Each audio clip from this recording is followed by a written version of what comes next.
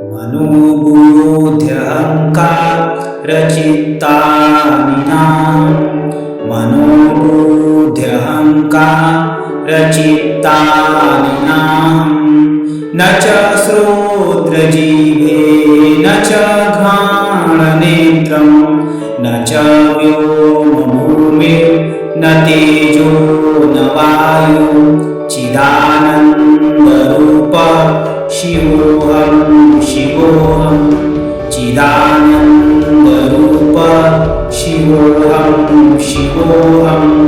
न च प्राणसंज्ञो न मे पञ्चवायु न वा शब्दधातुर्न वा पञ्चकोश न वा पाणिपादो न चोपस्थपायु चिदानन्दरूप शिवोऽहं शिवोऽहं चिदानन्दरूप शिवोऽहं शिवोऽहं न मे द्वेषरागो न मे लोभमोहो मदो नैव मे नैवमात्सर्यभाव न धर्मो न चार्थो न कामो न मोक्ष चिदानन्दरूप शिवोऽहं शिवोऽहं चिदानन्दरूप शिवोऽहं शिवोऽहं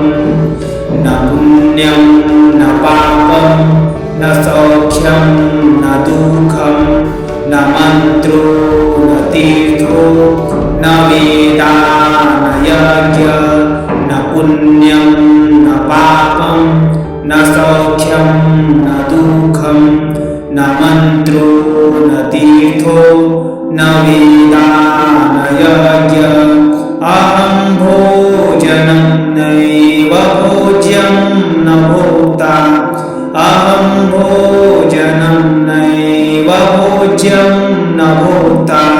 चिदानन्दरूप शिवोऽहं शिवोऽहं चिदानन्दरूप शिवोऽहं शिवोऽहं न मे मृत्युशङ्का न मे जातिभेद पिता नैव मे नैव माता न जन्म न बन्धुर्न मित्रं गुरुर्नैव शिष्य न बन्धुर्न मित्रं गुरुर्नैव शिष्य चिदानन्दरूप शिवोऽहं शिवोऽहं चिदानन्दरूप शिवोऽहं शिवोऽहम् अहं निर्विकल्पो निराकाररूपो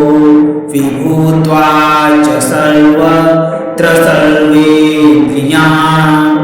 अहं निर्विकल्पो निराकाररूपो विभूत्वाच्च सर्वत्र सर्वेन्द्रियाणाम् न चासङ्गतं नैव मुक्तिर्न मेयं चिदानन्दरूप शिवोऽहं शिवोऽहं चिदानन्दरूप शिवोऽहं शिवो